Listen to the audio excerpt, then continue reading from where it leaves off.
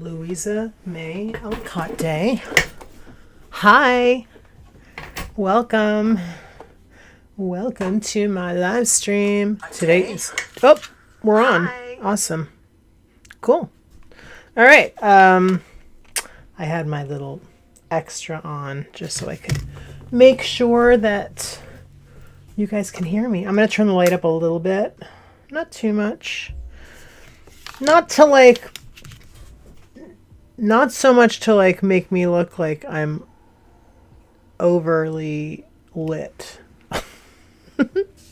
I feel like I don't need the overhead one right for here for the desk, because I have another one that works for that. Excuse me while I work on my technical potential difficulties here. Just tying up my charger so it doesn't bounce around. Good morning. Sorry I'm late today, guys. So,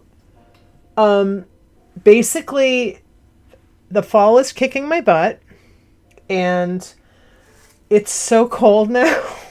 But I don't want to turn the heat on yet, you know? I mean, it's October still. Almost November, but it's October still. And it doesn't really... Winter where I live, you're not really going to see snow until...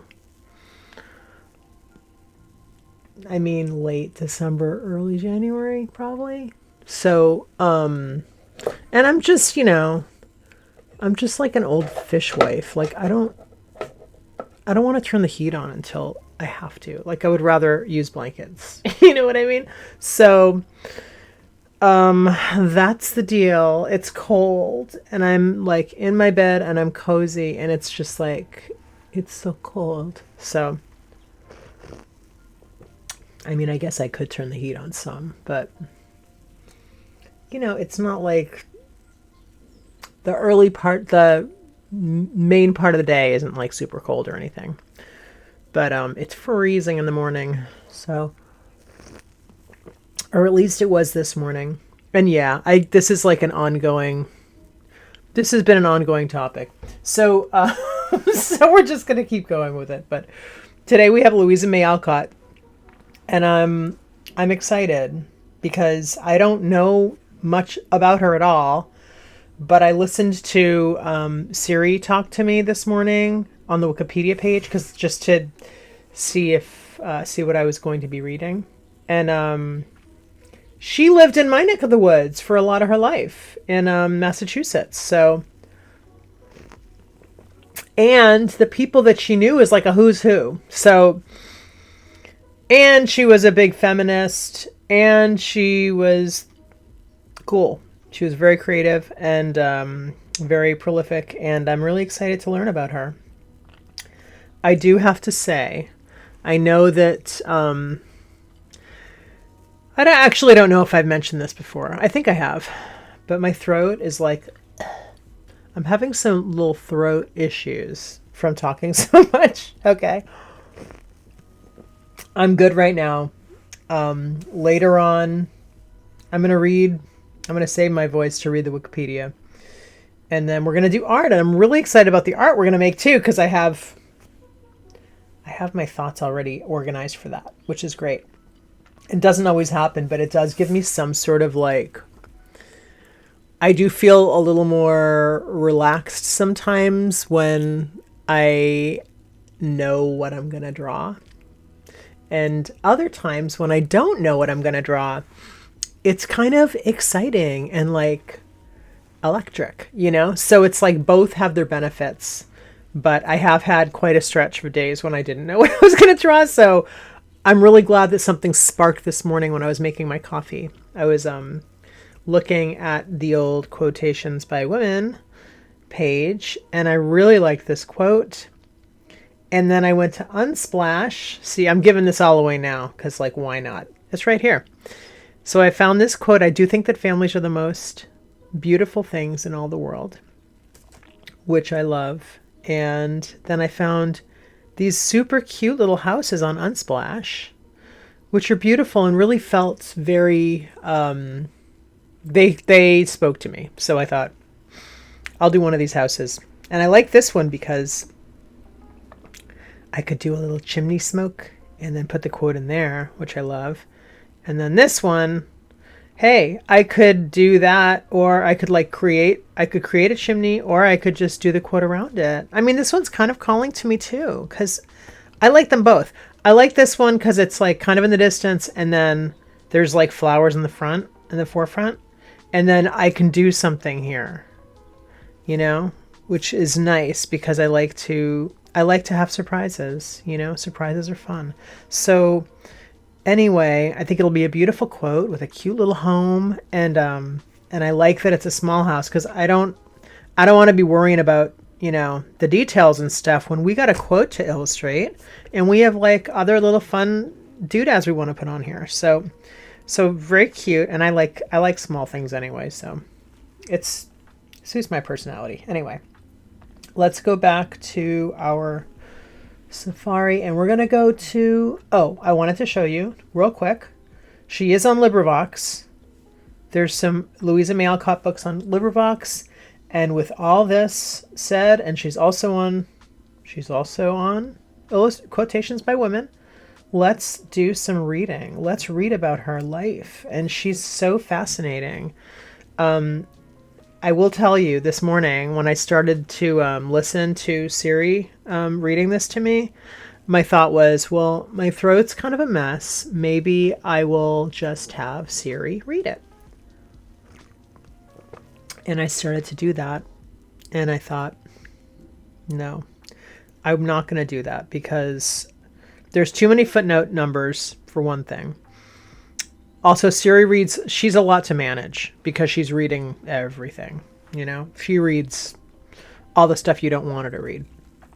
But also, you really lose something in translation, because I enjoy like reacting, you know, to what I'm reading with you guys.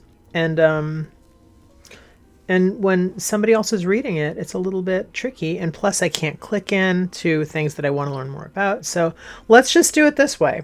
I'm going to keep reading for now. And we are so close to the end of Inktober. So we have Louisa May Alcott today. And then tomorrow we have Mary Shelley, which I'm super excited about.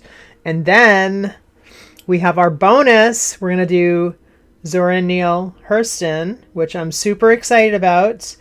And then we're going to do our 2 makeup days. So there's still lots of fun to be had. There's still, for the next week we're going to do more. And then I think I'm going to take a day or 2 off. And then we're going to go into November. And I'm still figuring out my plan for November. But I will say, I am very much enjoying reading about people and learning about people and doing their quotes. So maybe we'll keep doing something similar to this, because I mean, on so many levels, I'm enjoying it. Okay, let's go. Louisa May Alcott. Here we go. Coffee sip for you, Louisa May Alcott. Okay, Louisa May Alcott. November 29, 1832 to March 6th, 1888. Let me break what I'm doing for a second. You know what would be good? I need to be able to do the math. So I'm going to grab a little ballpoint pen. I want like handy, right? So she was born in 1832. She died in 1888. 42, 52, 62, 72, 82. So did she die at 56? I think. This is just good to have. Okay. Oh, and by the way, sorry, one last thing. This is what we did yesterday. So if you like this, go watch yesterday's when we're done here. This is Regina Maria Roach, a Irish Gothic author. Okay.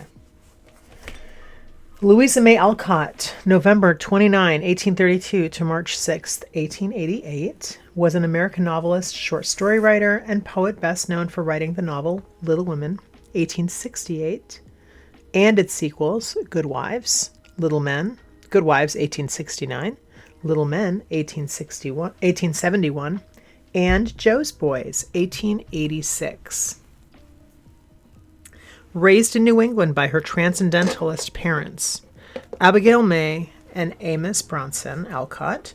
She grew up among many well-known intellectuals of the day, including Margaret Fuller, Ralph Waldo Emerson, Nathaniel Hawthorne, and Henry David Thoreau. Encouraged by her family, Alcott began writing from an early age. Cheers. Alcott's family experienced financial hardship, and while Alcott took on various jobs to help support the family from an early age, she also sought to earn money by writing. In the 1860s rather, she began to achieve critical success for her writing with the publication of Hospital Sketches, a book based on her service as a nurse in the American Civil War. Wow. Wait a minute.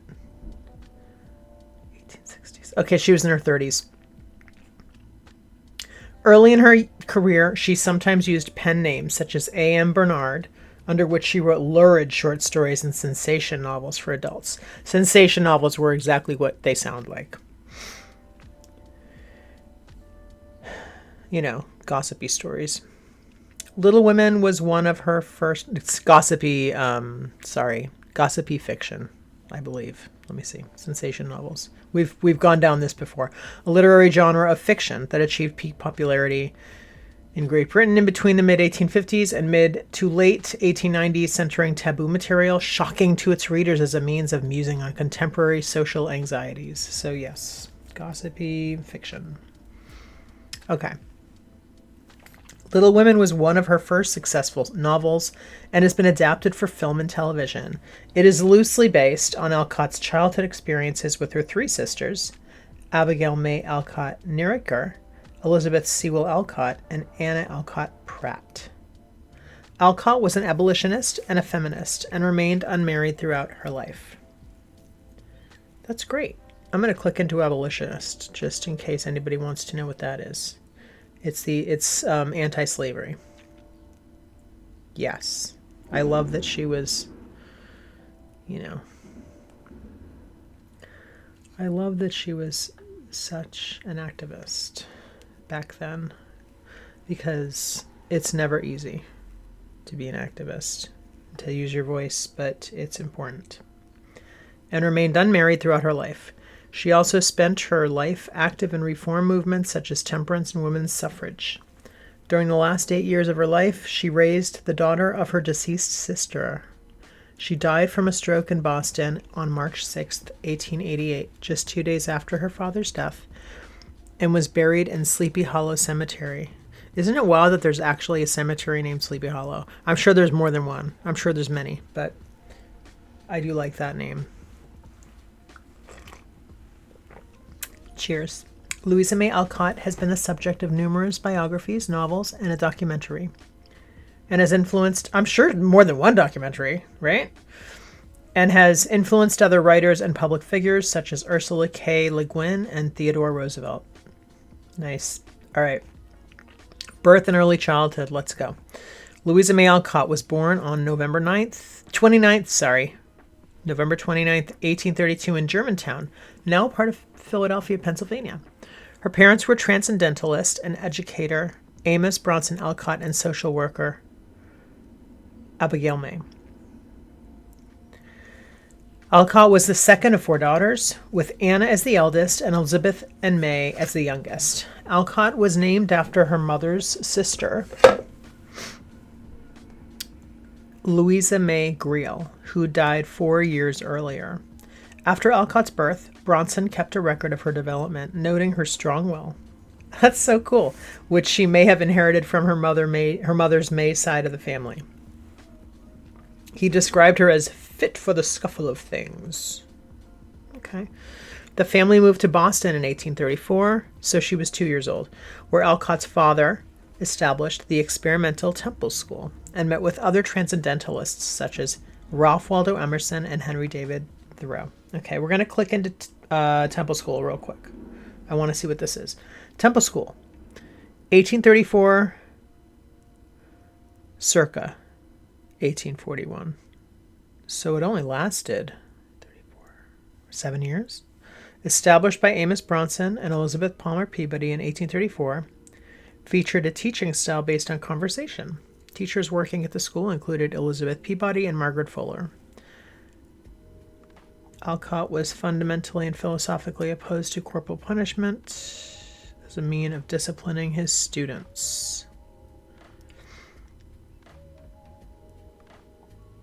Okay. All right. So it was a experimental school. Let's just leave it there because I could dig into that, but I'm not going to right now. This is hitting different because it's in my hood, kind of, because it's in my state, or even in the Northeast, even if it was in a certain environment sort of near me, it still would, but even more so now that it's, close in proximity to where I live now.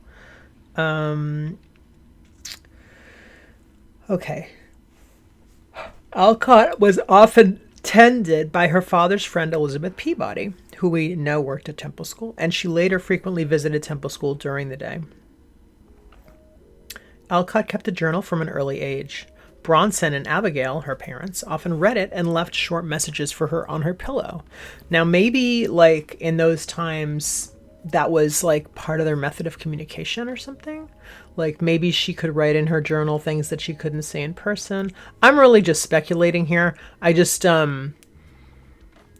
in my day, it was such a violation for my mother to read my journal or diary. So, it sounds like it wasn't an issue. It sounds like it was part of their, affectionate, relationship, Alcott kept a journal. I'm going to read it over again. Alcott kept a journal from an early age. Bronson and Abigail, her parents, often read it and left short messages for her on her pillow.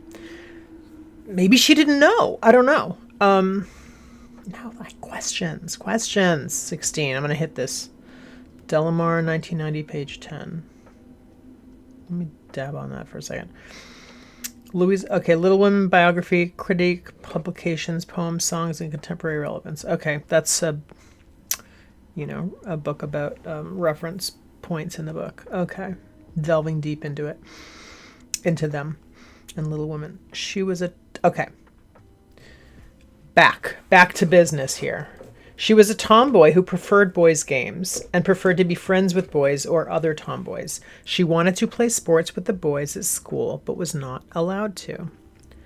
Alcott was primarily educated by her father, who established a strict schedule and believed in, quote-unquote, the sweetness of self-denial. I'm going to click into self-denial because maybe that was like a movement of some kind.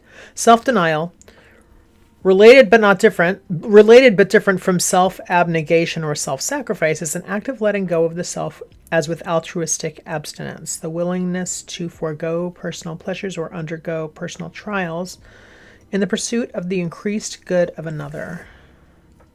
Various religions and cultures take differing views of self-denial, some considering it a positive trait and others considering it a negative one. According to some Protestants, self-denial is considered a superhuman virtue only obtainable through Jesus. Some critics of self-denial suggest that self-denial can lead to self-hatred. Zoom down here. Okay. We know he was what was his transcendentalist, which I did not click into that, but I mean, I think I have the general gist, but I didn't click into that. So I always like to click in because, you learn things. Even if you think you know things, you learn more, or you get a new perspective on the stuff that you know. Okay, I think my iPad just froze. No, there we go. Okay. Let's see. Alcott was primarily educated by her father, who established a strict schedule and believed in the sweetness of self-denial. When Alcott was still too young to attend school, Bronson taught her the alphabet by forming the letter shapes with his body and having her repeat their names. For a time, she was educated by Sophia Ford, whom she would later eulogize. She was also instructed in biology and Native American history by Thoreau, who was a naturalist. While Emerson mentioned her in literature, Alcott had a particular fondness for Thoreau and Emerson as a young girl. They were both quote-unquote sources of romantic fantasies for her. Her favorite authors included Harriet Beecher Stowe, Sir Walter Scott, who we have seen in our Gothic writing Inktober, Writer's Inktober, Frederica Bremer, Thomas Carlyle, Nathaniel Hawthorne, Goethe, and John Milton, Friedrich Schiller, and Germaine de Stael. Hosmer College. In 1840, now she's 8 at this point. After several setbacks with Temple School and a brief stay in Scituate is in Massachusetts, the Alcotts moved to Hosmer College in Concord. Emerson, who had convinced Bronson to move his family to Concord, paid rent for the family, who were often in need of financial help. While living there, Alcott and her sisters befriended the Hosmer, Goodwin, Emerson, Hawthorne, and Channing children who lived nearby.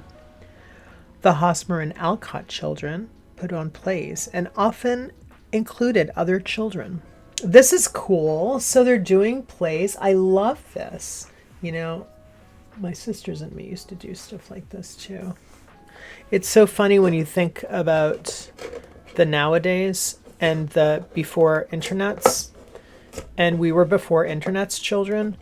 And we have more in common with the oldie times in that respect, in a lot of respects, than the now times. So I can relate to how fun and imaginative and all of that it is to put on your own little projects with your siblings. So cool, and I hope more people do it, because we don't need to be looking at more screens like I'm doing right now. The Hosmer and Alcott children put on plays and often included other children.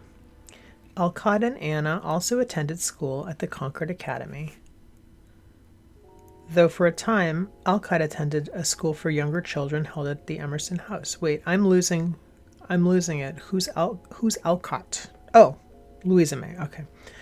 Alcott and Anna's her oldest sister, also attended school. Okay, hold on. Back up. The Hosmer and Alcott children put on plays and often included other children. Alcott, as in Louisa, and Anna also attended school at the Concord Academy, though for a time Alcott attended school for younger children held at the Emerson House. At 8 years old, Alcott wrote her first poem, To the First Robin, is what it was called. When she showed the poem to her mother, Abigail was pleased.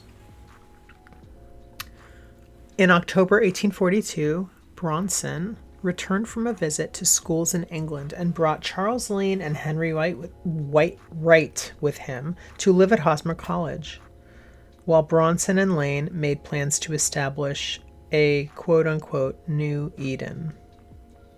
I have to roll that around for 1 second. I got to read that again. In October 1842, she's 10. Bronson, that's her father, right? I think it's her father. I'm losing my mind here. Hold on.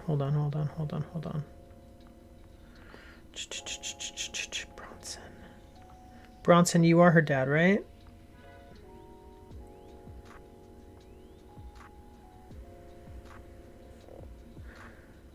Let's go with it. Yes, Amos Bronson Alcott. We're calling him Bronson. Okay, that's fine. Okay, in October 1842, she's 10. Bronson, her dad, returned from a visit to schools in England and brought Charles Lane and Henry Wright with him to live at Hosmer College, while Bronson and Lane made plans to establish a New Eden. Let's find out what a New Eden is. Let me have a sip of my coffee real quick. All right, we're going to click in here and see what this says. Albert, okay, that's not telling us anything. Maybe we'll get there. The children, we'll use contextual clues to figure it out. I think it might be like some sort of a new movement or a new school, or, like they were doing with the school that failed. something like that. The children's education was undertaken by Lane, who implemented a strict schedule. Alcott disliked Lane and found the new living arrangements difficult. Ooh, she's got this guy living in her house that she doesn't like, who's working with her dad. English-American transcendentalist, abolitionist, and early voluntarist. I want to find out what a voluntarist is. Voluntary funded state. Lack of coercion and force in matters such as taxation. Okay, so he's like he's kind of like, I don't want to say radical because that's putting a term on somebody that I don't know that fits exactly, but he was a super grassroots guy. Okay. Vegan, founder of Fruitlands, which we're going to get into soon, and voluntarist is, maybe it's verging on libertarianism, I'm not sure. Transcendentalist, I'm going to, while we're here, just so we know, for future 200 mentions in the text we're reading. It's a sorry. Transcendentalism, sorry about that, is a philosophical, spiritual, and literary movement that developed in the late 1820s and 1830s in the New England region of the United States. The core belief is in the inherent goodness of people and nature. And while society and its institutions have corrupted the purity of the individual, people are at their best when truly self-reliant and independent. Transcendentalists saw divine experience inherent in the everyday. They thought of physical and spiritual phenomena as part of dynamic processes rather than as discrete entities. Okay, so this is worth reading further, for sure. And we're not going to read it now because it's not a part of this Wikipedia page, but that's good information to know, to learn. Just, you know, in the context of this story, it's good to know. I like to have things top of mind, so I really fully understand what I'm reading. More fully, right? Okay. So Alcott disliked Lane and found the new living arrangements difficult. So her dad brought this guy in to the house. He went out to England, brought him home. He's living in the house with them. This adult male guy, living in the house. You know, clearly a lot of people came and left the house a lot anyway, so she was probably used to having a lot of people rifling around the house, right? Her parents were very involved in civic things and socially, and so there's this new presence, and he lives there. He's with them. He probably eats all his meals with them, and you know what I mean? So she doesn't like him. She does not like this guy, and she's having a rough time, and she's 10 years old. So I get it. Fruitlands and Hillside. In 1843, she is 11. In 1843, Bronson, her dad, and Lane, the weirdo who's living in their house, not weirdo, but you know what I mean. He's this guy, established Fruitlands, a utopian community in Harvard, Massachusetts, where the family were to live. Alcott later described these early years in a newspaper sketch titled Transcendental Wild Oats. Ooh, I wonder if there's a little, like, you know, poking in that title. Was she being facetious? Reprinted in Silver Pictures, 1876, which relates to the family's experience in plain living and high thinking at Fruitlands. There, Alcott enjoyed running outdoors and found happiness in writing poetry about her family, elves, and spirits. She later reflected with distaste on the amount of work she had to do outside of her lessons. She also enjoyed playing with Lane's son, William, well, that's good, and often put on fairy tale plays or performances of Charles Dickens stories. She read works by Dickens, Plutarch, Lord Byron, Maria Edgeworth, and Oliver Goldsmith. During the demise of Fruitlands, Oh, sorry, Fruitlands. You didn't last. The Alcotts discussed whether or not the family should separate. Ooh. Alcott recorded this in her journal and expressed her unhappiness. Should they separate? After the collapse of Fruitlands in early 1844. Okay, so they're taking big swings. The family's taking big swings, the dad. And, you know, things don't always work out, right? And Fruitlands didn't work out. After the collapse of Fruitlands in early 1844, the family rented in nearby Still River, where Alcott attended public school and wrote and directed plays that her sisters and friends performed. In April 1845, excuse me, the family returned to Concord, where they bought a home they called Hillside with money Abigail inherited from her father. I was going to say, he's had like 2 failed schools in like the space of 6 years, maybe. Where are you getting the dough to buy a house? So we know. Here, Alcott and her sister, and they have a family. I mean, right? Here, Alcott and her sister attended a school. Anna attended a school run by John Hosmer after a period of home education. The family again lived near the Emersons, and Alcott was granted open access to Emerson Library, where she read Carlyle, Dante, Shakespeare, and Goethe. Hold on a second. So they're living near the Emersons now. All right. Wow, that's wild. That's wild. I mean, these were real people, folks. Right? These are real people. Ralph Waldo Emerson, real person, real family. Kind of wild to think about all the intertwined families, relationships here. Okay, sorry, I skipped some stuff. Returned to Concord, where they bought a home they called Hillside. Isn't it funny how let's name our house? We must name our house. You know, because our house is its character in our family. So let's name our house Hillside. With the money Abigail inherited from her father. I know we already read this. I'm reading this again for myself because it didn't compute. Here, Alcott and her sister Anna attended a school run by John Hosmer after a period of home education. The family again lived near the Emersons, and Alcott was granted open access to the Emerson Library. That's amazing. In those days, like, that was freedom, you know, where she read Carlyle, Dante, Shakespeare, and Goethe. In the summer of 1848, 16-year-old Alcott opened a school of 20 students in a barn near Hillside. Her students consisted of Emerson, Channing, and Alcott children. So wild. Opening schools left and right. I mean, it was like the thing, right? It was like the Starbucks.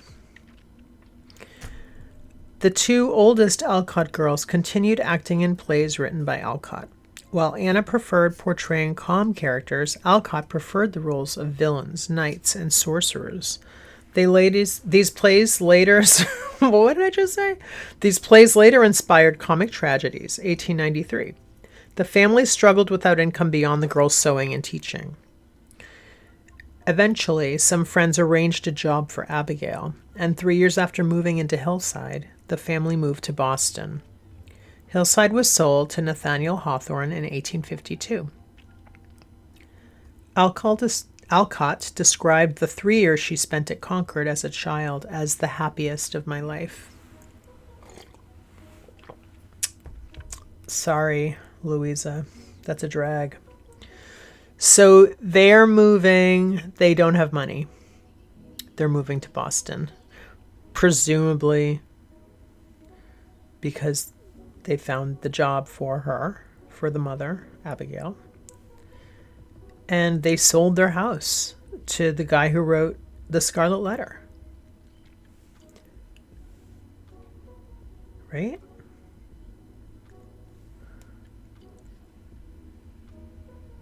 He was born in Salem. Okay. Look at this photo.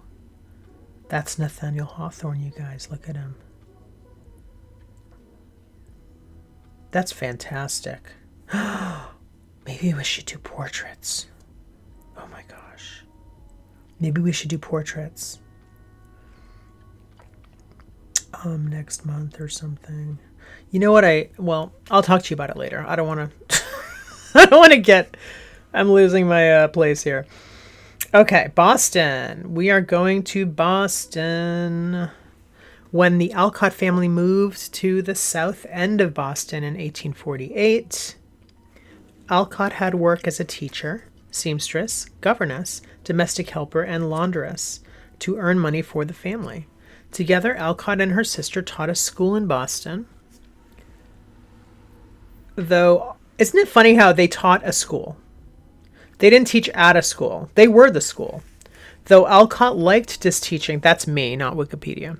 Though Alcott disliked teaching, her sisters also supported the family by working as seamstresses, while their mother took on social work among the Irish immigrants. Elizabeth and May were able to attend public school, though Elizabeth later left school to undertake the housekeeping. Due to financial pressures, writing became a creative and emotional outlet for Alcott. In 1849, she created a family newspaper, The Olive Leaf, and named after the local olive branch. The family, I think that was probably a newspaper in the town. The family newspaper included stories, poems, articles, and housekeeping advice. It was later renamed to The Portfolio. She also wrote her first novel, The Inheritance, which was published posthumously and based on Jane Eyre. Jane Eyre comes up a lot and very influential to other writers of the time. Alcott, who was driven to escape poverty, wrote, "I wish I was rich, I was good, and we were all a happy family this day." You know, in looking back, this is just me talking now. I'm not reading from Wikipedia, but looking back on all these hardship lives of these authors, it's like, it's terrible to have hardship. And we all have our own hardships. But I really think that a lot of their hardships drove their art, you know? I mean, they really drove their art, inspired it, and just like stoked it. Because the more adversity, the more the artist wants to push, you know, the creative person, you know, the person with their passion, they're pushing harder when they get pushed back. It's very inspiring. I'm getting a little misty-eyed thinking about it, actually. Okay, I'm going to recover here. Let's go. Early adulthood, life in denim. Okay. You heard my nose getting a little stuffy there. Okay. All right. Hold on. I have a little mist in my eye. I just have to wipe that away. It's just a tiny, tiny little bit before I can see, because I can't really see very good. Okay, excuse me. Oh, I had a little tear. I had a little tear in my eye. Oh, okay. All right. We're back. Life in Dedham. Abigail ran an intelligence office to help the destitute find employment. Right on. I mean, I hope she helped a lot of people. When James Richardson, I mean, she needed the employment too, right? It's kind of funny. How ironic. They moved to Boston for her employment, and she ran an intelligence office to help the destitute find employment. Okay. When James Richardson came to Abigail in the winter of 1851, seeking a companion for his frail sister and elderly father, who would also be willing to do light housekeeping, Louisa volunteered to serve in the house filled with books, music, artwork, and good company on Highland Avenue. Okay. James Richardson, let's look him up, because I think he's some dude. He's like a big dude here. There's no picture, but he was a lawyer, a business and civic leader, and a member of Massachusetts Senate from Dedham, Massachusetts. Okay. Dedham is like, I grew up down the street from Dedham. So I know Dedham very well. Very well. I still have connections to Dedham today. quite a bit, quite a bit. This is fascinating. I want to know, how come, where's the...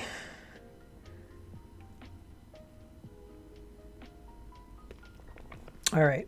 Louisa May Alcott's mother, Abigail, ran an intelligence office to help the destitute find employment. When Richardson came to Abba, that's, I guess, her nickname, Abigail, seeking a companion for his frail sister who could also help out with some light housekeeping, Alcott volunteered to serve in the house filled with book, music, artwork, and good company on Highland Ave. Alcott imagined the experience as something akin to being a heroine in a Gothic novel, as Richardson described their home in a letter as stately but decrepit. This is fun. This is almost like a novel in itself here. All right, let's go back to Louisa May Alcott's page and read the rest, because I think it's probably, yeah, it's the same thing, but it's this, what we just read. Alcott may have imagined the experience as something akin to being a heroine in a... I love how it's like, well, let me pretend that this is, you know, if she was in today times, she'd be like, I'm in a movie.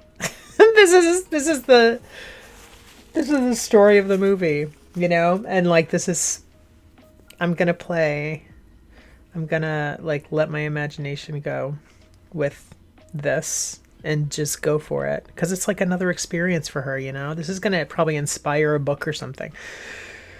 Okay. As Richardson described, imagine the experience as something akin to being a heroine in a Gothic novel, as Richardson described their home in a letter as stately but decrepit. Richardson's sister, Elizabeth, was 40 years old and suffered from neuralgia. Oh, here's Louisa, by the way. Hi, Louisa. She was shy and did not seem to have much use for Alcott. Oh, that stinks. Instead, Richardson spent hours reading her poetry and sharing his philosophical ideas with her. Whoa, that's cool. So he was around too. She reminded Richardson that she was hired to be Elizabeth's companion and expressed that she was tired of listening to his philosophical, metaphysical, and sentimental rubbish. Okay. Richardson's response was to assign her more laborious duties, oh no, including chopping wood, scrubbing the floors, shoveling snow, drawing water from the well, and blacking his boots. Okay. So here's what I'm reading from this. He hired her under the ruse, I'm hiring you to take care of my daughter. Oh, no. He wants somebody to talk at. He wants somebody around for company for himself. And to talk at.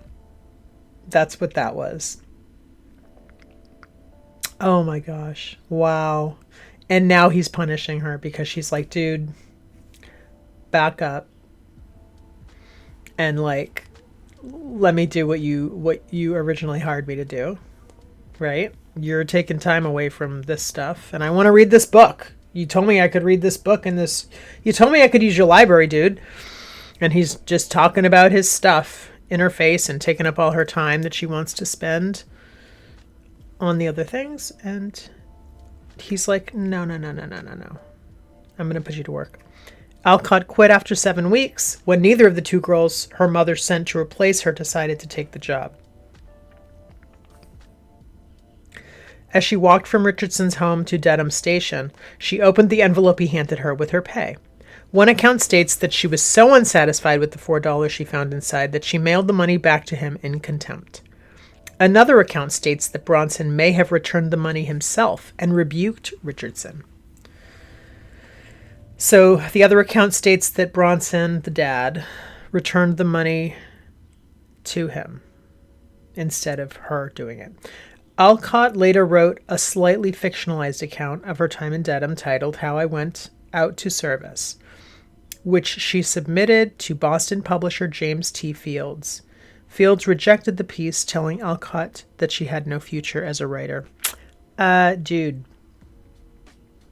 He was an American publisher, editor, and poet. His business, Ticknor and Fields, was a notable publishing house in the 19th century in Boston. Okay, but he couldn't see the future, I guess.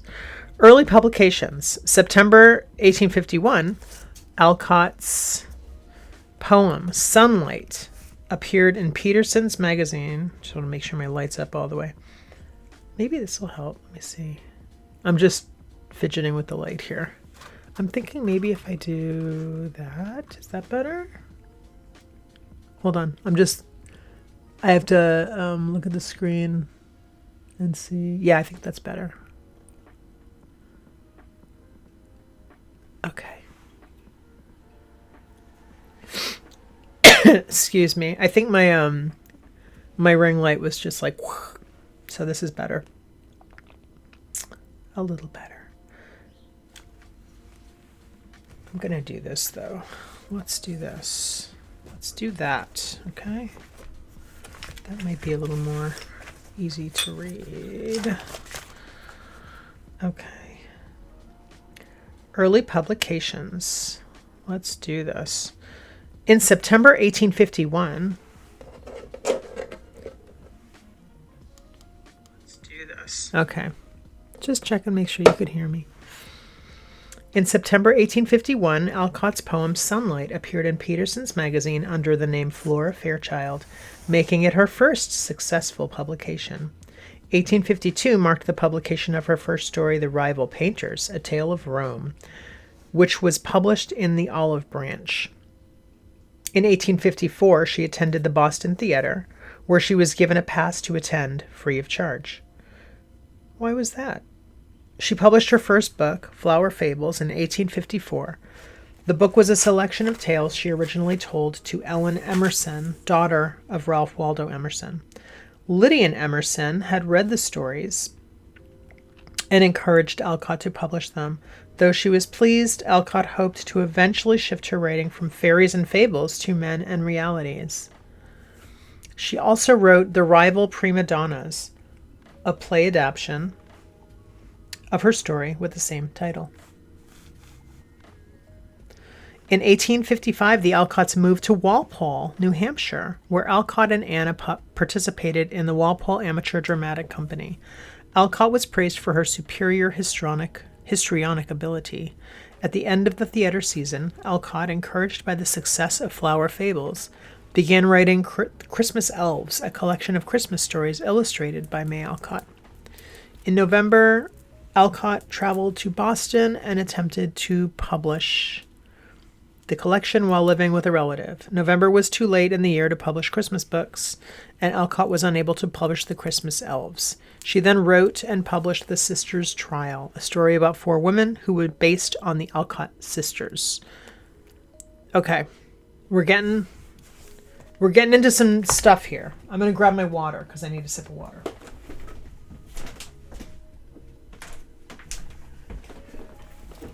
Getting into some tough times here.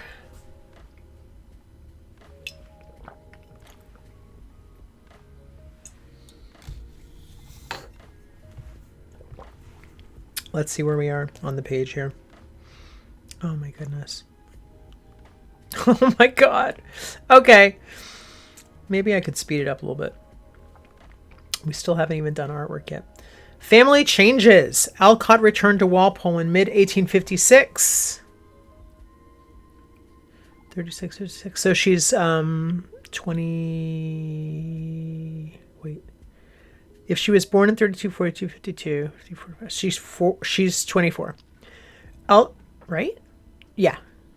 1832 she was born. Mid-1856. She comes back to Walpole to find her sister Elizabeth ill with scarlet fever.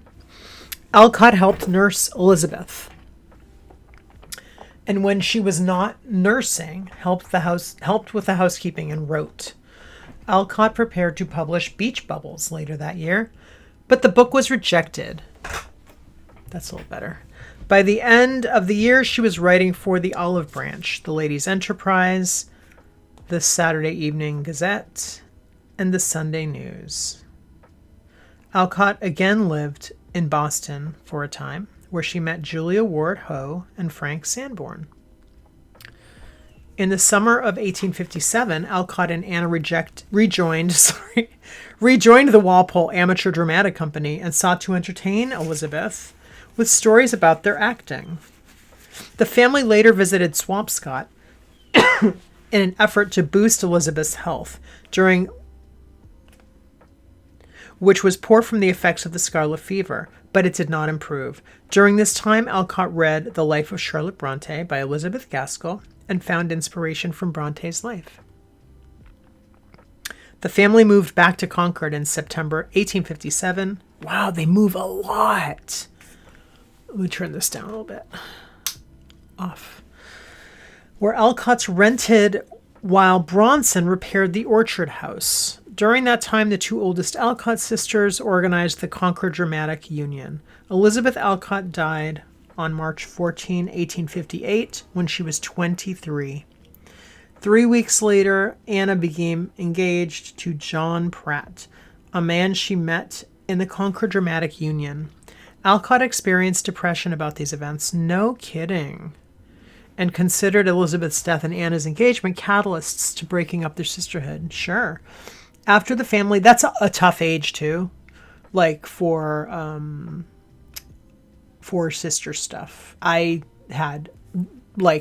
remember, because I have 3 sisters too. So, 23, like that age we were very much like, we were away from each other, and it was, interesting. Okay. And Anna's engagement of course, different times, obviously. After the family moved into Orchard House in July 1858, Alcott again returned to Boston to find employment. Unable to find work and filled with despair, Alcott contemplated suicide by drowning. Oh my God. But she decided to take fate by the throat and shake the living out of her. Oh my God, I love that. I love that. I need to keep that. We need to keep this quote. Okay. She eventually received an offer to work as a governess for invalid Alice Lovering, which she accepted. Later years, Civil War service. As an adult, Alcott was an abolitionist, temperance advocate, and feminist. When the American Civil War broke out in 1861, Alcott wanted to enlist in the Union Army but could not because she was a woman. Instead, she sewed uniforms and waited until she reached the minimum age for Army nurses at 30 years old. Soon after... Did you need schooling for that, or was it just like a volunteer basis thing back then? I don't know. Probably. Maybe it was like a volunteer thing. Soon after, like training, but volunteer training. Soon after turning 30 in 1862, Alcott applied to the U.S. Sanitary Commission run by Dorothea Dix, whose name I recognize, even though I haven't heard of her in the context of our Gothic authors. So let's just click in. American advocate on behalf of the poor, mentally ill. By her vigorous and sustained program of lobbying state legislatures and the United States Congress, she helped create the first generation of American mental asylums. During the Civil War, she served as a superintendent of Army nurses. Okay. Dorothea Dix. I knew that name. And on December 11, the Sanitary Commission was run by Dorothea Dix, and on December 11th was assigned to work in the Union Hotel Hospital in Georgetown, Washington, D.C. When she left, Bronson felt as if he was sending his only son to war. When she arrived, she discovered that conditions in the hospital were poor, with overcrowded and filthy quarters, bad food, unstable beds. Oh my gosh, what else is new, right? I mean, this does sound like this is what it would be like. Sorry for the noise. Okay. Bad food, unstable beds, and insufficient ventilation. Diseases such as scarlet fever, chickenpox, measles, and typhus were rampant among the patients. Alcott's duties included cleaning wounds. Can you imagine how scary it must have been to work there? Like, you could catch some of this stuff. Alcott's duties included, you're like in a hotbed of like teeming illness. Alcott's duties included cleaning wounds with very little protection, feeding the men, assisting with amputations, dressing wounds, and later assigning patients to their wards. She also entertained patients by reading aloud and putting on skits. She served as a nurse for 6 weeks in 1862 to 1863. She intended to serve 3 months, but contracted typhoid fever and became critically ill partway through her service. Right. Sounds about right. In late January, Bronson traveled to the hospital and took Alcott to Concord to recover. Yeah. I mean, that's not too surprising, right? Lulu Niriker. Alcott nursed her mother Abigail, who was dying in 1877, while writing Under the Lilacs, 1878. Alcott also became ill and close to dying. So the family moved in with Anna Alcott Pratt, who had recently purchased the Rose House with Alcott's financial support. So, okay, wait. Okay, I'm just going to keep going. This is a little confusing. So Anna purchased a home, her husband and her. She purchased the Rose House with Louisa's support financially, even though Louisa, she didn't have money to do that, but I don't know. Let's keep going. After Abigail's death in November, Alcott, so the mother died. Alcott and Bronson, that's her and her dad, permanently moved into Anna's house. Her sister May was living, maybe they're like, okay, I'm just speculating. Maybe her and her dad are like, we'll live with you, we're going to help you buy a house, and then we're going to live there with you because mom is dying, or mom is not going to be with us for too much longer, and we need somewhere to land. Just my speculation. Her sister May was living in London at the time and married Ernest Niriker 4 months later. May became pregnant and was due to deliver her child near the end of 1879. Though Alcott wanted to travel to Paris to see May in time for the delivery, she decided against it because her health was poor. On December 29, May died from complications developed after childbirth. Oh my gosh. And in September 1880, Alcott assumed the care of her niece Lulu, who was named after her. Oh my gosh. Niriker sent the news to Emerson and asked him to share it with Bronson and his daughters. Only Alcott was at home when Emerson arrived. She guessed the news before he told her and shared it with Bronson and Anna after he left. During the grief that followed May's death, Alcott and her father Bronson coped by writing poetry. In a letter to her friend Maria S. Porter, Alcott wrote, "Of all the griefs in my life, and I have had many, this is the bitterest." It was at this time that she completed Jack and Jill, A Village Story, 1880. Wow. Oh my gosh, that is so devastating. That is so devastating. I'm going to lift my chair a little bit. Ow, that's better. Okay. This is rough. Oh my gosh, we are really in the thick of it here. Okay, 1880. So 32, 42, 52, 62, 72. Okay, so she's up there now, right?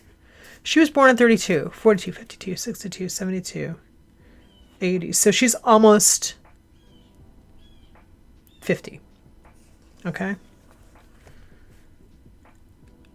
Okay, she's almost 50. She's like 48. Alcott sometimes hired a nanny when her poor health made it difficult to care for Lulu. While raising Lulu, she published few works. Among her published works at the time are the volumes of Lulu's Library, 1886 to 1889, collections of stories written for her niece Lulu. When Bronson suffered a stroke in 1882, Alcott became his caretaker. Oh my God. In the years that followed, so she's 50. She's 50 years old when her dad has a stroke. She becomes his caretaker. In the years that followed, she alternated between living in Concord, Boston, and Nonquit. I don't know what Nonquit is. Let's find out. Dartmouth. Okay. It's another town in Boston area. In June 1884, Alcott sold Orchard House, which the family was no longer living in. Why did it take you so long? Maybe they had some difficulty with maybe it was falling apart and maybe they couldn't find a buyer, or maybe they were just too busy with like dealing with everything. Although I don't think they were like in any financial position to wait, but for whatever reason, maybe they had borrowed against it to buy the home they were living in now with Anna. I don't know. And then they finally had to pay their debts. Who knows? Just speculating. Excuse my froggy throat. Lots of talking. Decline and death. Alcott suffered from chronic health problems in her later years, including vertigo, dyspepsia, which I think is has to do with digestive issues, I think. Let's see. Dyspepsia, indigestion, yes. Okay. Headaches, fatigue, and pain in the limbs. Diagnosed as neuralgia in her lifetime. Okay. And neuralgia is a symptom. It's not a diagnosis. So she could have had a lot of things going on. When conventional medicines did not alleviate her pain, she tried mind-cure treatments, homeopathy, hypnotism, and Christian Science. Her ill health had been attributed to mercury poisoning, morphine intake, intestinal cancer, or meningitis. Alcott herself cited mercury poisoning as the cause of her sickness. When she contracted typhoid fever during her American Civil War service, she was treated with calomel, which is a compound containing mercury. Ooh. Dr. Norbert Hirschhorn and Dr. Ian Greaves suggest that Alcott's chronic health problems may have been associated with an autoimmune disease such as systemic lupus. Yes. Possibly because mercury exposure compromised her immune system. I mean, it could have been. She clearly had something going on that was, that like woke up and was just like there. She had a lot of symptoms that sound like a lot of things that you could have. Autoimmune-ish things. An 1870 portrait of Alcott shows her cheeks to be flushed, perhaps with a butterfly rash that is often a characteristic of lupus. Okay. The suggested diagnosis based on Alcott's journal entries cannot be proved. Okay, so we don't know. As Alcott's health declined, she often lived at Dunreath Place, a convalescent home run by Dr. Rhoda Lawrence, for which she had provided financial support in the past. Eventually, a doctor advised Alcott to stop writing to preserve her health. Does he not know that that is like part of what's keeping her alive? I'm sure. In 1887, she legally adopted Anna's son, John Pratt, and made him heir to her royalties. They created a will that left her money to her remaining family. Alcott visited Bronson at his deathbed on March 1, 1888, and expressed the wish that she could join him in death. Oh, God. On March 3rd, the day before her father died, she suffered a stroke and went unconscious, in which state she remained. Oh, God. Until her death on March 6, 1888. She was buried in Sleepy Hollow Cemetery in Concord near Emerson, Hawthorne, and Thoreau, on a hillside now known as Author's Ridge. Her niece Lulu was 8 years old when Alcott died and was cared for by Anna Alcott Pratt for 2 years before reuniting with her father in Europe. Oh my gosh. Wow.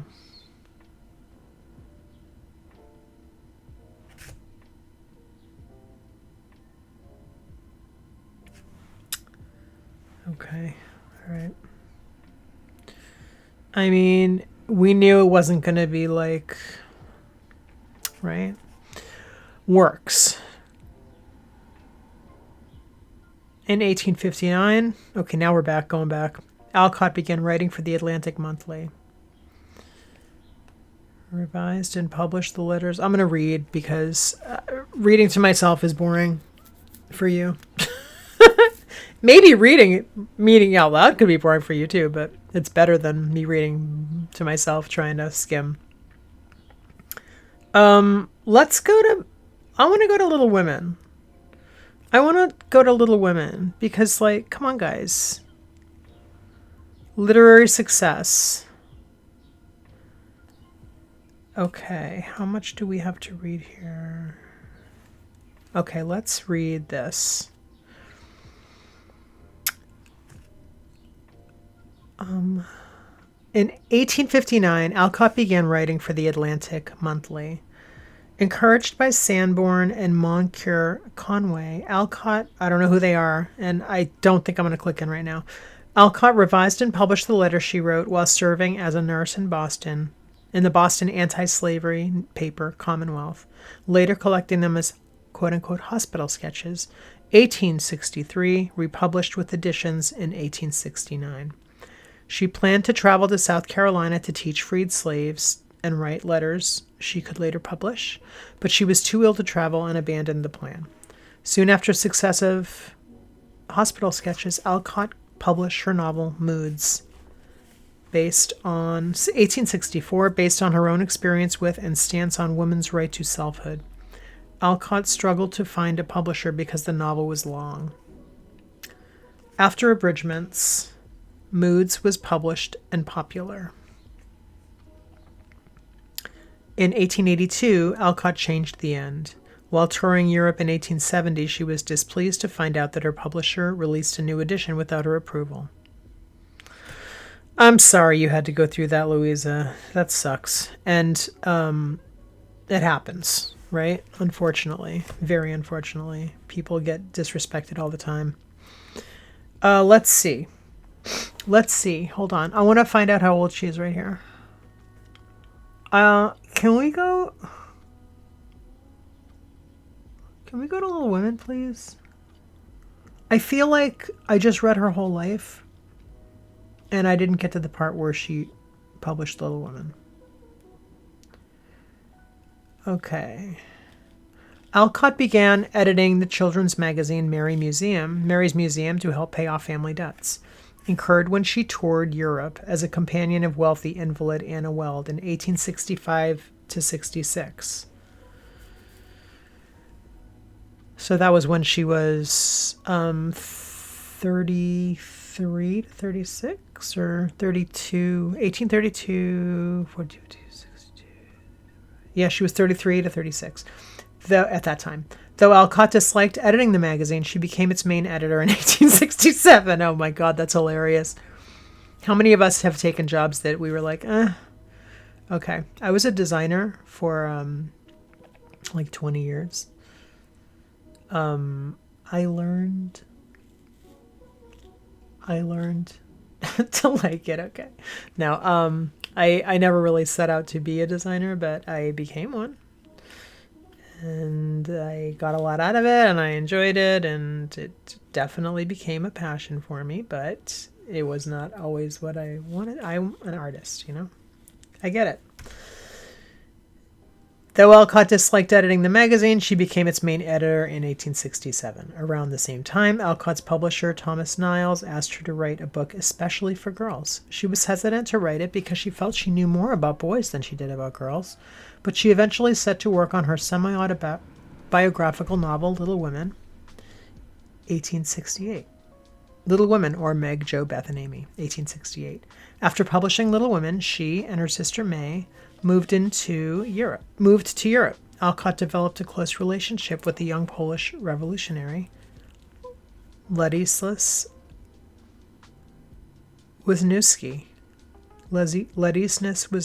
during her European tour with Weld. She met him in Vevey, where he taught her French, and she taught him English. Well, that's great. She detailed a romance between herself and Wisniewski, but later took it out. Alcott identified Wisniewski as one of the models for the character Laurie in Little Women. Okay, wow. Right. We haven't talked about this Little Women stuff. Her other model for Laurie was the 15-year-old Alfred Whitman, who she met shortly before the death of her sister Elizabeth, and with whom she corresponded for several years afterward. She based the heroine Jo on herself. That's tracks. And other characters were based on people from Alcott's life. Later, Niles asked Alcott to write a second part, also known as Good Wives, 1869. It follows the March sisters into adulthood and marriage. In 1870, Alcott joined May and a friend on a European tour. Though numerous publishers requested new stories, Alcott wrote little while in Europe, instead preferring to rest. Meanwhile, rumors began to spread that she had died from diphtheria. She eventually described their travels in Shawl Straps, 1872, which must have been a short story, a magazine. I don't think it was a book, was it? While in Europe, Alcott began writing Little Men after finding out that her brother-in-law, John Pratt, had died. She was driven to write the book to provide financial support for her sister Anna and her 2 sons. Alcott felt that she must be a father now to her nephews. After she left Europe, it's interesting how some of the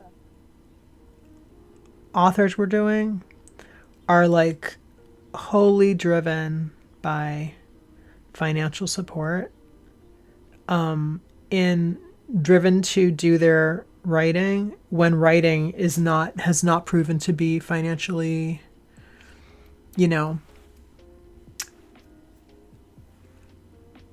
good for them. Like they haven't made a lot of money from it, but they're still doing it. It's great. And it's actually like, this is my inspiration. So she was driven to write the book to provide financial support for her sister Anna and her 2 sons. And I'm sure that she was also inspired.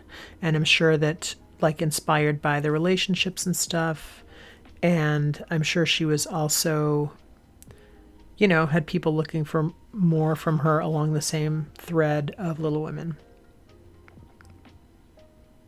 After she left Europe, the book was released the day she arrived in Boston. Alcott took 7 years to complete Jo's Boys, 1886, her sequel to Little Men. She began the book in 1879, but discontinued it after her sister May's death in December. Alcott resumed work on the novel in 1882 after Mary Mapes Dodge of St. Nicholas asked for a new serial. Okay, so she had to work on something else. Jo's Boys, 1886, completed the March Family Saga, Alcott's best-known books. The general popularity of her first few published works surprised Alcott. Throughout her career as a writer, she shied away from public attention, sometimes acting as a servant when fans came to her house. Oh my God. Wow. Before her death, Alcott asked her sister Anna Pratt to destroy her letters and journals. Wow. Anna Okay, I need to start doing art and stop talking. Anna destroyed some and gave the remaining ones to the family friend Edna Dow Cheney. In 1889, Cheney was the first person to undergo a deep study of Alcott's life, compiling the journals and letters to publish Louisa May Alcott, Her Life, Letters, and Journals. The compilation has been published multiple times since then. Cheney also published Louisa May Alcott, The Children's Friend, which focused on Alcott's appeal to children. Other various compilations of Alcott's letters were published in the following decades. In 1909, Belle Moses wrote Louisa May Alcott, Dreamer and Worker, A Study of Achievement, which established itself as the first major biography about Alcott. Catherine S. Anthony's Louisa May Alcott, written in 1938, was the first biography to focus on Alcott's psychology. A comprehensive biography about Alcott was not written until Madeline B. Stern's 1950 Louisa May Alcott. In the 1960s and 70s, feminist analysis on Alcott's fiction increased. Analysis of her works is also focused on the contrast between her domestic and sensation fiction. So, the gossipy novels that she did. Okay. Where are we going with this? Where is her... Okay. Wait a minute here. Style. Alcott's writing style. Alcott's writing has been described as episodic because the narratives are broken into distinctive events with little connective tissue. Her early work is modeled on Charlotte Bronte's work. Didn't know that. The style and ideas that appear in her writing are also influenced by her transcendental upbringing, both promoting and satirizing transcendentalist ideals. As a realist writer, she explores social conflict. She also promotes advanced views on education. She incorporates slang into her characters' dialogue, which contemporaries criticized her for doing. She also uses intertextuality. I thought it said intersexuality. Intertextuality by frequently including references to plays and well-known statues, among other things. Okay, we know she was a social rights warrior, abolition warrior, women's rights warrior, legacy. All right. Okay. Let's do our house, because we need to do some artwork here. And we really do need to do some artwork here. And my voice is gone, basically. So let's do this. Let us do this. Let's go to Librivox and see. Want to listen to something? Let's listen to something on Librivox while we draw, so I'm not tempted to talk, because my throat is having a rough go right now. Let's see, what do we got?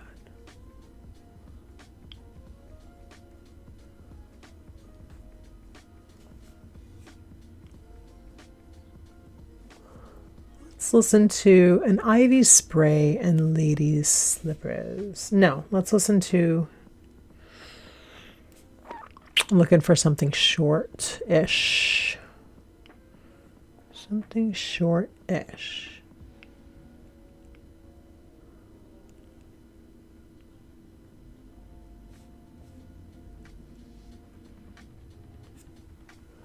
All right, I'm going to go back. I'm gonna go back. Let's listen to a little bit of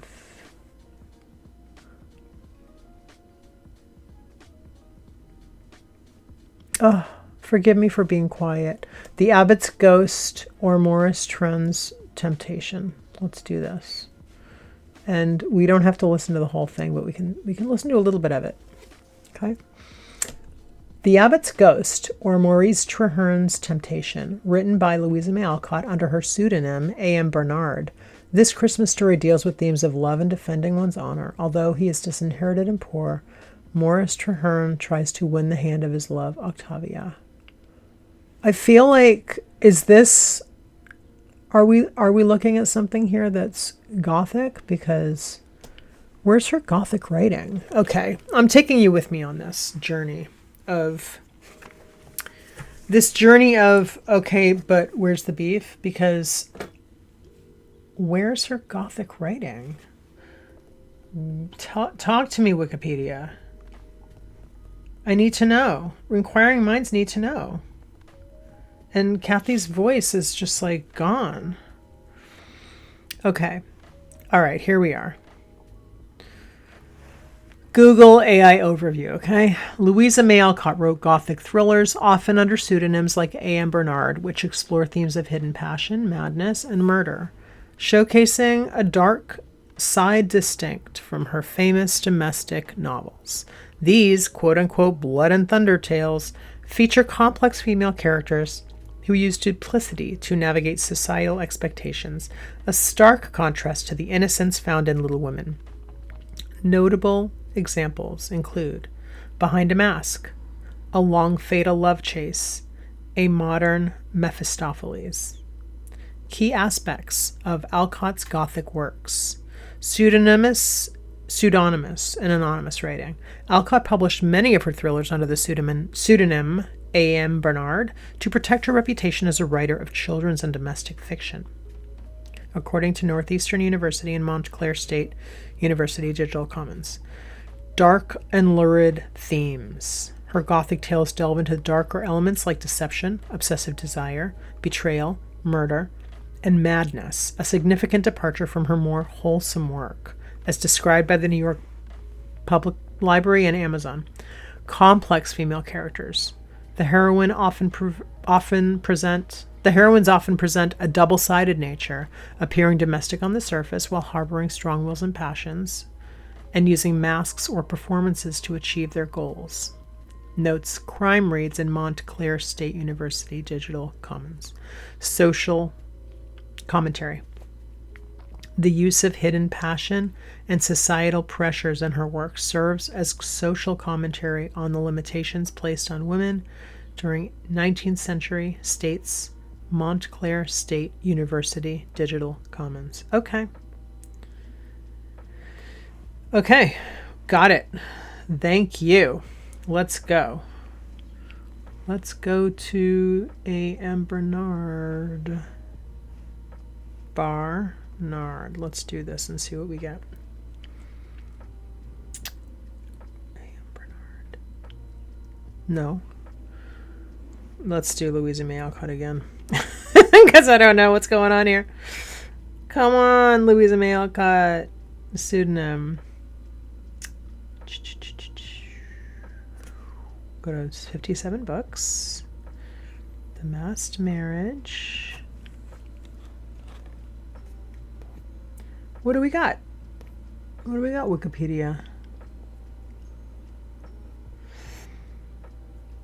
Okay, you're not helping me out that much, but let's go in for comic tragedies, shall we? Let's go in with for comic tragedies. We're gonna draw.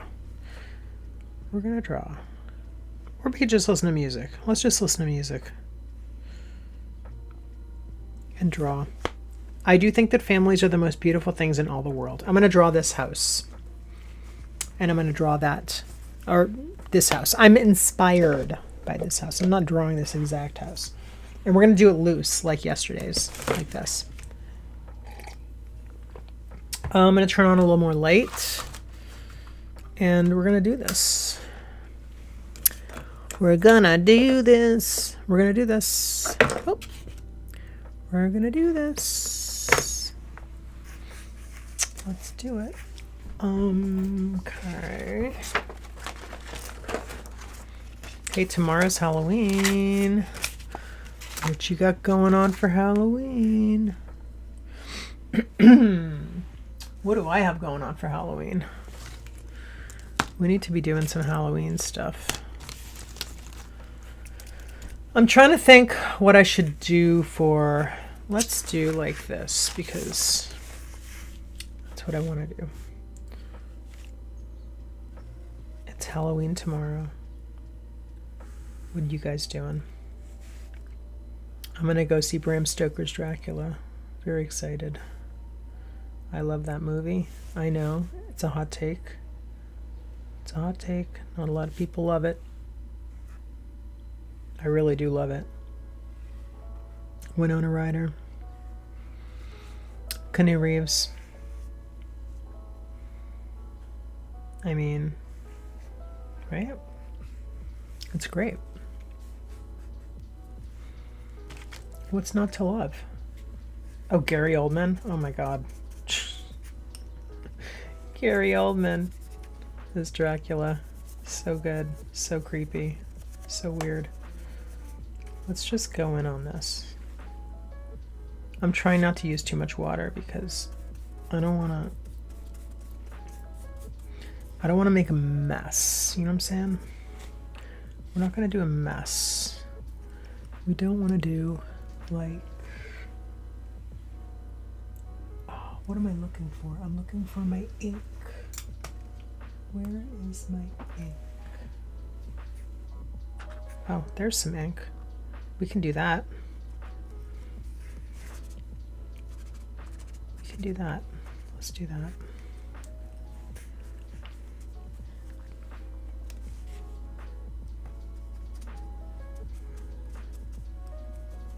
Oh, did I not say that I was not going to use a lot of water? Because now I'm using a lot of water.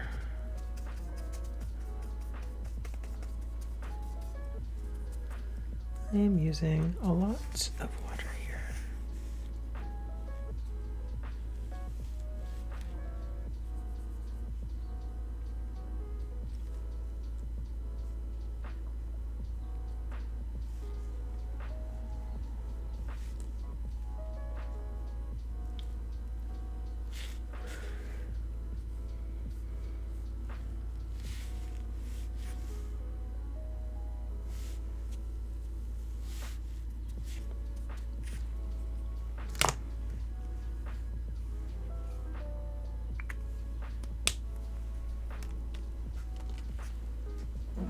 Where did I put my ink? I have this one, but this one like doesn't want to open. But we're gonna get wild because I have this. I just don't know where my do you know what I'm talking about? The thing that I've been bringing out, my Ecoline thing. It's like an applicator. It's like a needle. But this is kind of what I want to do. Like that. So let's just work with that. And the darkness kind of works because I'm still reeling from this devastating Louisa May Alcott story. I'm just processing. I've heard a lot about these just really devastating lives in the past month, you know? It's a lot. It's a lot to take in. I have to tell you. It's definitely getting me a little... I mean, I love it, but it's definitely wild, and it takes an emotional toll, you know? Like, I can't stop thinking about these lives of these women and all the hardships that they've been through, and how, like, I mean, it's the pieces come together because the more stories I read, not stories, the more biographies I read about them, the more I'm piecing together like the kind of class stuff and like how people managed to survive and sometimes thrive and sometimes just stay alive, you know? And how people who had the desire to really like experience more in life and didn't have the means to do so, how they managed, like how they leaned on their family in different parts of the world or country or friends, and you know, like how they did it, really, how they did it.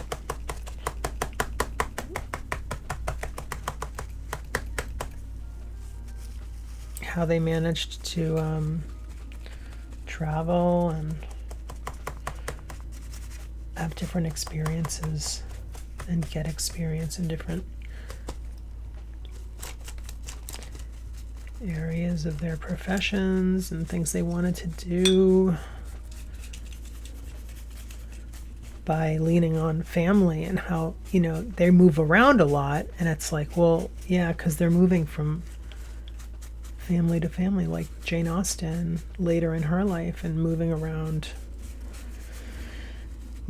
from you know, they didn't have a solid home for a few years, and that's because they were just like dancing around, moving around, living with different people, you know? It's wild. It's pretty wild, really.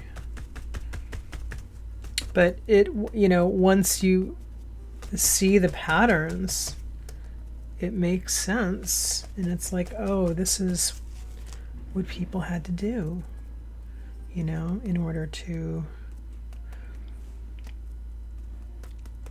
have the types of experiences that they wanted to have in life and to learn what they wanted to learn. And, you know, it's just wild.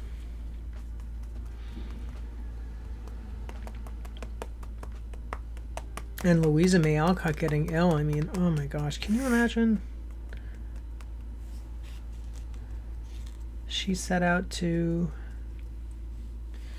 be a nurse, army nurse, because she really wanted to do that. And then reading about it, and you're like, okay. Something's gonna happen here. I mean, it's like the novel that wrote itself, you know? But it's hard to stomach. It's actually happened.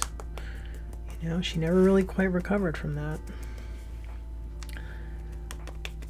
So this looks actually, this looks very like, it does, right? It looks kind of spooky.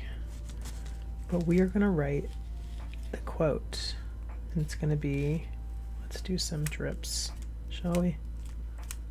Little drips. Oh! That's what I meant to do. I got all over myself. Let's do that. We're gonna get there.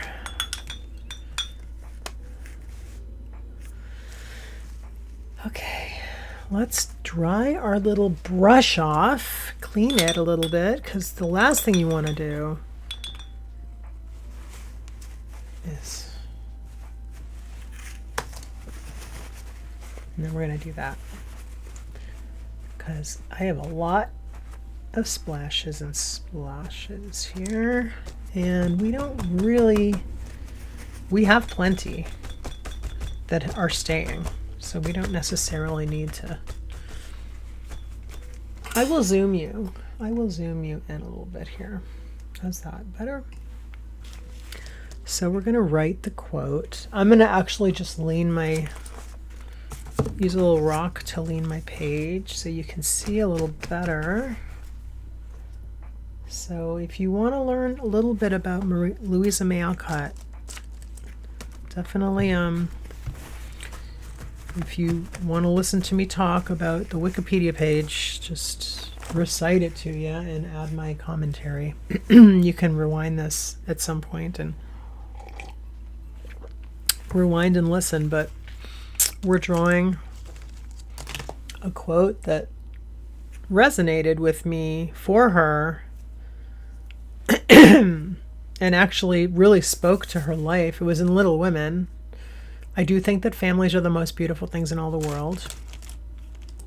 I love the story of Little Women. I really like the movies. I really like the one with our friend Winona. Did I see the other one? I think I did see the other one, the more recent one. I should rewatch it actually, but I like the Winona one the best, I think. I would like to use this brush, but I don't want to do lettering in it again, with it again, because I feel like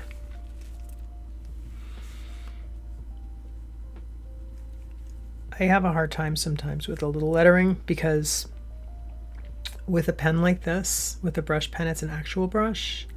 It's like the technique of it is not, it's not really conducive to the type of lettering that I wish to accomplish on this artwork. And it's more a matter of like how this brush is best used rather than a technique thing, because this brush, it's a push or pull.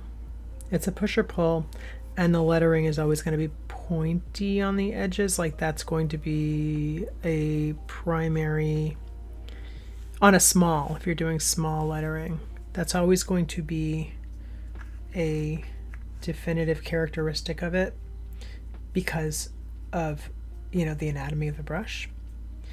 And that's not what I'm looking for right now. But it's shown in the rest of the artwork, so I'm not really sure what I'm going to do. But I do know that I'm going to do this because I'm looking at my photo. Here's the picture I'm working from. It's from Unsplash. Oops, sorry. This is the one I'm looking at. See that? And I'm just using it as like a, it's kind of as a inspiration, you know? Just an inspiration.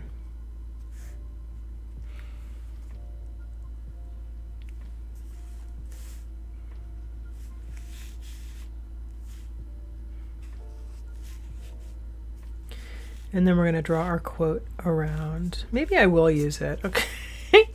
See, you knew I was going to change my mind, right? You knew I was going to change my tune. Because that's what I always like to do. Famous last words, right? Okay. Let's do it. Let's do it. Let us do it. I'm just shaking my pen here. All right. Our quote is, I do think that families are the most beautiful things in all the world. I do think that families, and I'm just going in, I'm not gonna, I am not planning on doing, I'm gonna lift this a little bit more here. I'm not planning on doing, can I get a word out? Can I get a word out today? I'm not planning on doing a sketch first. Let me see. Do I have a pencil handy? Maybe I will. Oh, you know what could be fun? I know I have a ballpoint pen right here. A really thin one. This would be fun to work with. Let's try this. I do think that families are the most beautiful things in all the world. I do think that families. And then I'll write over it in pen. I do think that families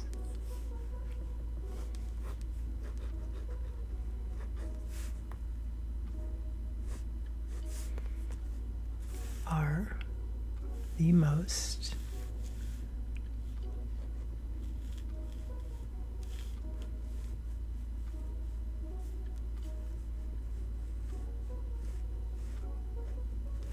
beautiful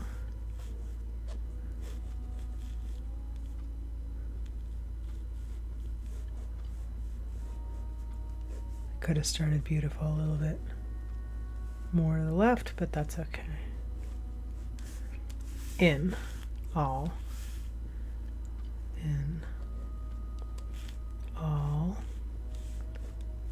the world.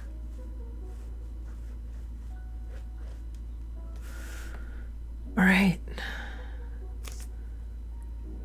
And now Louisa May Alcott, Little Women.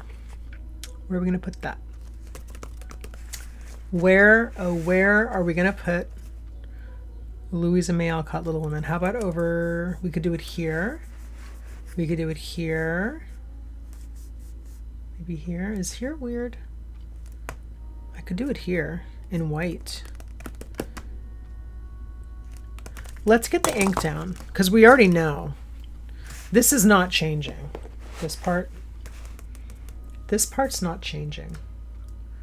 We're doing it. We're going on. We're going for it. I already did it. I inked it. I mean, I sketched it with ink. But this is cool because now I can go backwards. So something like this, see? So that's easier. But if I was going to do like lettering, like block lettering or something, like non-cursive, it would be a little bit of a challenge, you know what I'm saying? Because you see that point? See how this points? I like the control that I get when I go from the back to front as opposed to front to back, because I have an easier time controlling the thickness and thinness, especially since I'm really following my sketch here. I'm going to zoom in a little bit just for a second, just to show you. I just want to show you, I don't know if you can see the line. So I used my pen. This is a, This is a Power Tank 0.5, so it's a very, very tiny little ballpoint. And this is the type of pen that you can draw with upside down. It's a great pen. I love these.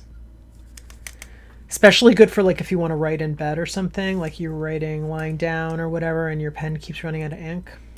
Get one of these. They're great. So I did a real, simple, I wrote out the quote and I didn't, I didn't use a pencil. I just used the ballpoint pen. But you see how thin it is? So if I did want to change something, I could work with this if I wanted to. Like I could change something and then I would make up for it in other ways. They're thin, the ink is light enough and the point is tiny enough that if I wanted to, I could actually go in. If I wanted to fix something, say I made a mistake and I'm like, okay, what am I going to do? If I was worried about it, right? I could, sorry, I got to move my paper over so you can see because I know my head's in the way. If I wanted to, I could just say, okay, well, how do I want to add this line as an element? And then I could just use it as a decorative element and scribble. So if I had that problem here, that's probably what I would do. I would probably be like, oh, I'll just scribble and make that, a decorative element, and then you're never even going to notice. Then you won't notice, right? It's just going to be part of the artwork. Between the ink that's all smeared around and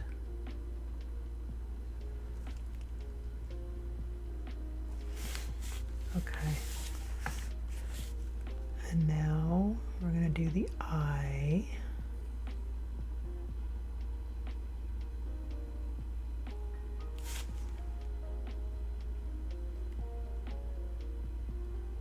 See what I mean by push and pull? It's really a push and pull instrument, this.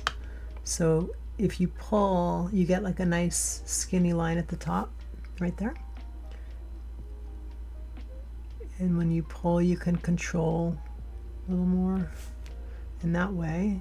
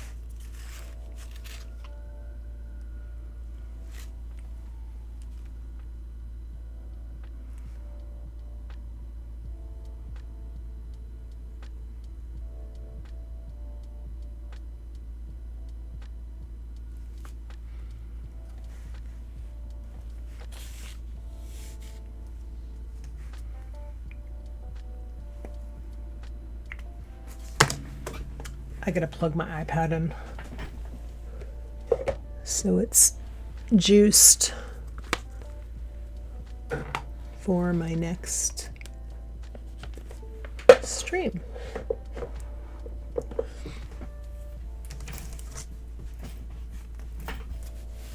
Okay, let's see here. I'm going to tilt you a little bit like that. That might work a little better.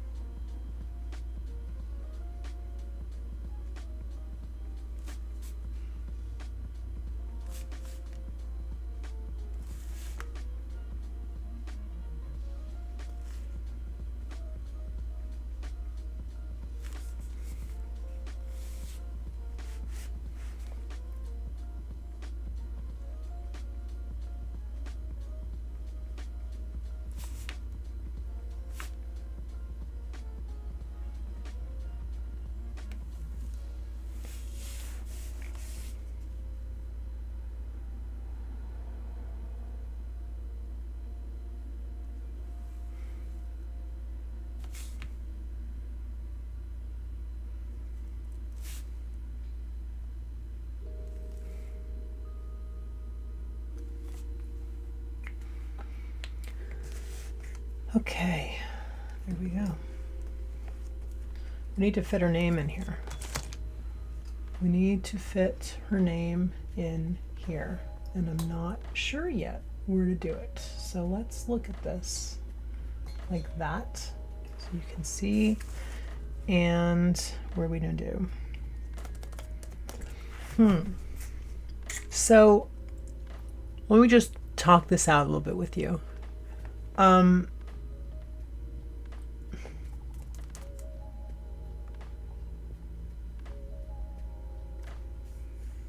I don't want to put it here,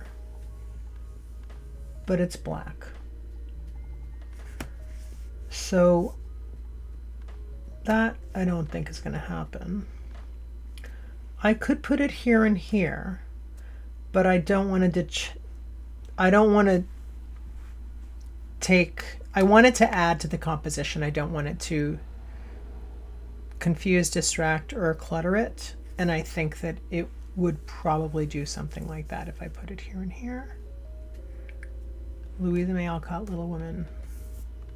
Let's keep it together. Maybe put it down here. We have some space. And I was thinking about adding some white ink, but my problem with that, or my consideration that is on my mind, is that I don't want to, I guess I could, thinking it through. There's a very specific tone of white on this paper, and I don't want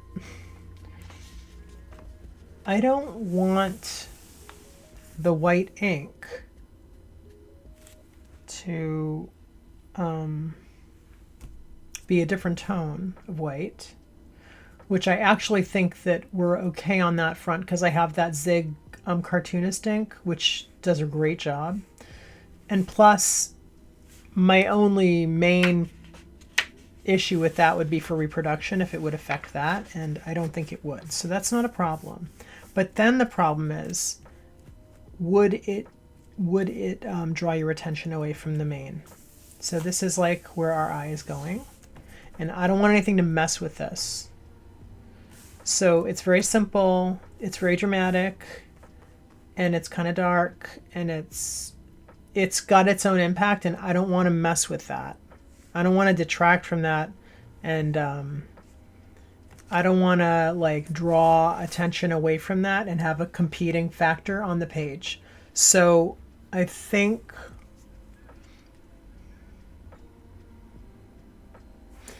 here,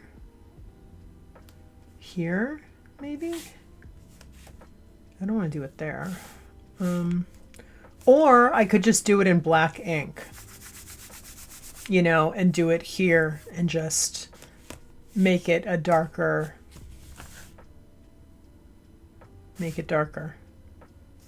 or here. I could do it here and just have it be, you know, I could do it here and have it be, maybe that's what I'll do. Maybe I'll write it out in my ballpoint pen with here, and then I will ink it, because I think I don't want to take away from this. But I need to include her name, and I need to include Little Women. That's important. If I put it here, the value of the black ink is going to be darker. I can keep the same writing style because I really don't want to, I don't want to start adding things that are going to like distract attention from different parts of the composition now, you know, like I want to keep out it all in the family, you know. I'm going to do it. I'm going to just do Louisa May Alcott, Little Women on a date, okay? Let's see. And at this point, I'm probably the only one that's going to get to actually be able to see my ballpoint part, but you'll be able to see when I do the ink, the pen ink, you'll be able to see it. And I think I have to take my glasses off for this. I got to go in really tight here.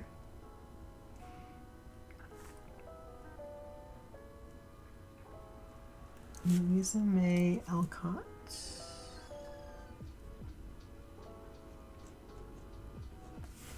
And then Little Women.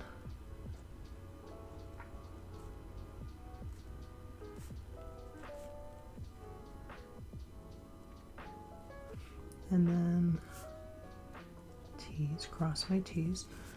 And the date is 1868. 1868. Okay, let's go in. Let's go in with our brush pen here. I don't even know what time it is. Okay, we're just going in. Did I use the other brush pen? Hold on. Let's see.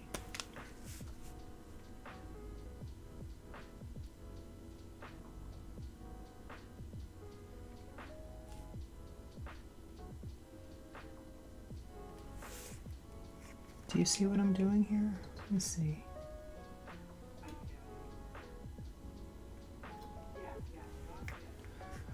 Okay, somebody is talking to somebody on the phone outside my house, and they're talking to somebody named Kathy, and they said, "Hi, Kathy," and it just freaked me out.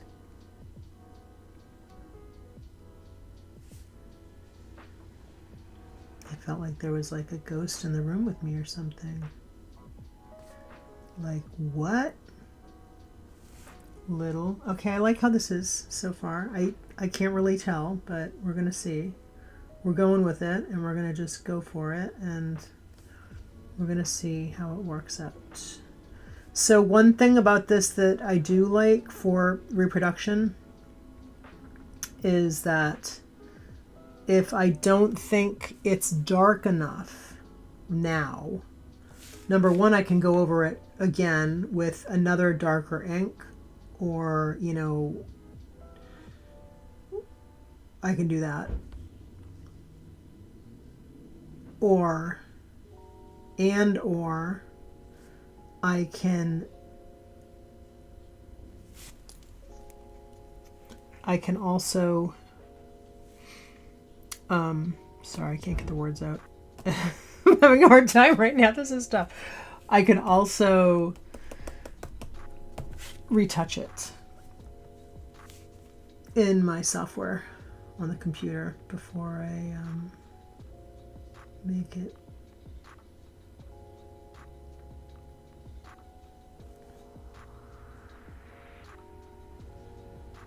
You know, make it a print.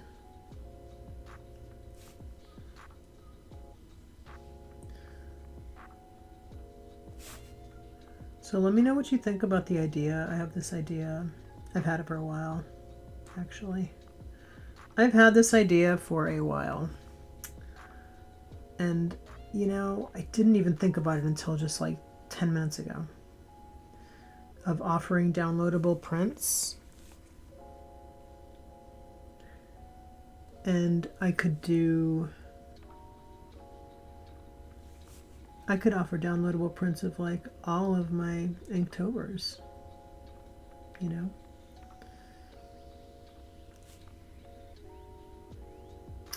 I'm going to tell you something. This is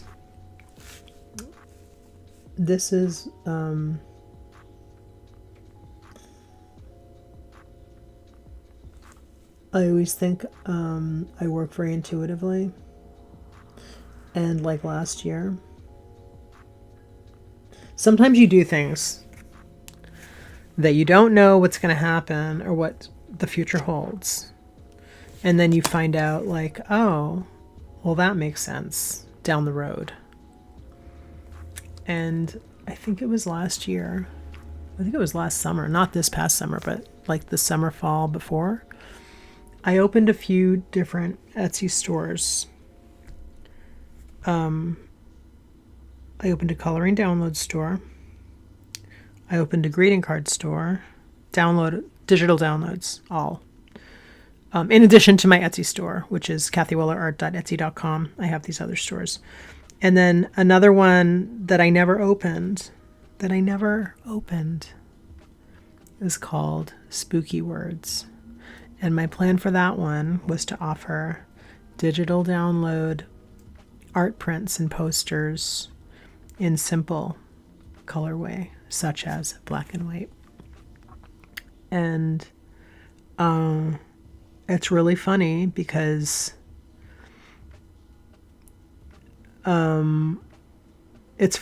the other two stores, I sort of switched gears on a little bit, and I massaged them and, you know, changed a name here and there. And I think I still have Spooky Words for the third store, and I haven't populated it at all. And it's like in holding. It's like not even started yet. And now I'm thinking maybe I'll start it with these prints because I really like some of the prints, some of the art I did this month. And like, it's all Gothic authors or Gothic writings, which tracks with my spooky words theme, which is what I had in mind originally, honestly. So maybe I'll do that. Maybe I'll do that. Anyway, let's back up and let's see what this looks like. So here we are. We're done. This is it, guys. This is it. And I really appreciate you for hanging in with me today. I know this was a long one. This might be the longest one. And I'm going to try and not talk too loud because my throat is just a mess. But this is, I do think that families are the most beautiful things in all the world. By Louisa May Alcott, Little Women, 1868. Maybe we should do like, let's do some, I want something more here. Like maybe we'll do some little, I don't know, like, right, like that.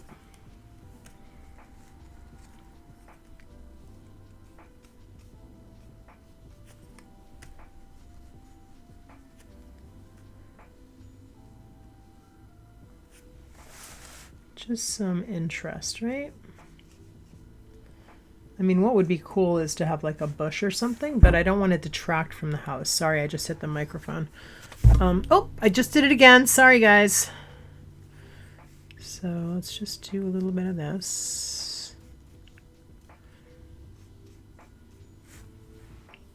And yeah, I never even added the chimney. I like this. I like it just the way it is. All right. Thank you for coming today. Thank you for watching this. I know it's been a saga. We have one more day left of on time Inktober, and tomorrow we're doing Mary Shelley, which I'm very excited about. Very excited about. And then we're going to do Zora Neale Hurston. And then we're going to do Mary E. Wilkins Freeman. And then we're going to do, these are makeups. We have 2 makeups. Mary E. Wilkins Freeman and I'm drawing a blank. Just from the other day. A 3-namer. Check the posts. Check on the posts tab of my channel to see who else we're doing. I'm posting every day. The day before, I'm posting a sample quote, and just as a little reminder, so a link to the live, so it's easy to just go there and to grab that information if you would like. I also every day go on at 12:30. I don't know what time it is right now. It's probably 12:30, and I'm probably going to have to go on a little bit later because I think I need to like go to the bathroom and drink some water and, you know, maybe have a piece of toast or something before I go on. But I'm going to work on the cover of my coloring book, Night Garden Fairy Cats, this afternoon. As soon as I can. Let's see what time it is. 12:30 right now. Yeah. I think I'm going to go on at like 1, and I'm going to work on part 2 of the cover art for Night Garden Fairy Cats. So stay tuned for that. And it might be like 1 or 1:15, but I will be here. I will be here within the hour. I will be back with another live. And then that one's probably going to be about an hour. So, and on Procreate, and it's vertical. Anyway, lots of information. Lots of information. I'm very, can't stop talking right now, even though my throat is killing me. So thank you so much for watching. And I hope that you like this one. And I'll be back tomorrow, Mary Shelley, and I hope that you will too. Between 10 and 10:15 a.m. tomorrow, Eastern. Okay? All right. I'll talk to you soon. Bye.